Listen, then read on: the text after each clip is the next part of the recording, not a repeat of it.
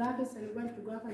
amantaa koorsi baradhe waggaa tokkoffaa maaramii irratti gaafa koorsi baradhe waggaa lammaffaan baradhe jira sanbatti burti beekee afaan amaariffaatti seenuu qabda dirqama naan jira lakkii waldaa duuka boota keessa hin jira inni asirratti seenuu qabda naan jira isaan dubbiin isaanii gaafa dubbatan hin dhumu sa'aatiin guddaa namatti fudhata kanaaf caarrama naagan namatti fayyadamee dubbachuun barbaada namatti dubbachuu barbaada kanaan dura beetekinatiin iddoo aarsan itti taasifamu miti aarsan eegaatti gannamu miti iddoo dhugaan itti dubbatamee dhugaan itti argamudha iddoo amantaatti beetekinatiin dhiin obboleewwan keenyaa kan ganname sababni obboleewwan keenya dhiin isaanii ganname afaan amaariffaa wallaalanii miti giizii wallaalanii anaaf jedhaniiti abbaa koo haadha koof jedhaniiti saba koo afaan biraa dhageenya isaaniif jedhanii malee waan biraatiif miti isaan garuu birrii uummata irraa guuranii lafa saba Oromoo saamanii achi baasanii obboleewwan keenyatti durriyyee bitanii dhiiga isaanii gannasiisan dhiigni isaanii immoo haramuus qaba dhugaadhaan dubbatamuus qaba paappaasii biraan hin barbaannu paappaasiin nu muddamee jira simannee jira waan ta'eef isaan achi paappaasii biraan barbaannu amma booda kana waan ta'eef dubbiin eenyurra teessee eenyu tuffatta akkuma jedhame san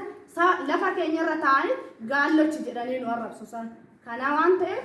dubbiin kun akka sirriitti nu laallamu akka sirriitti itti gadi-jennu nu ta'u nu attaallaluudhaaf maal godhan erga gaafa nuyi paappaasa sirratti siman gaafa gubaayee dhiyeessuu barbaadanii fi wangeela afaan Oromootiin sanbata afaan Oromootiin ganama afaan Oromoo gizee tokko darbanii kennu har'a ganama maal godhan gubaayee dhiyeessan maaramii irratti gubaayee qopheessan erga giddaasadhaa galanii uummanni erga galleen booda mana kiraay keessa taa'ee nagaa afaan Oromootiin kennan obboleessi kee maal jarrarra sinattaallaluudhaaf afaan Oromoo dubbachaa jiru naan jedhe walgahii akkanaa deemu enna jenna kana waan ta'eef jarri nu attaallaluu barbaade ittiin nu gurguruus barbaade hin gurguramnu amma booda dhiiga keenya aarsaa taasisneerra waan ta'eef lubbuu keenya itti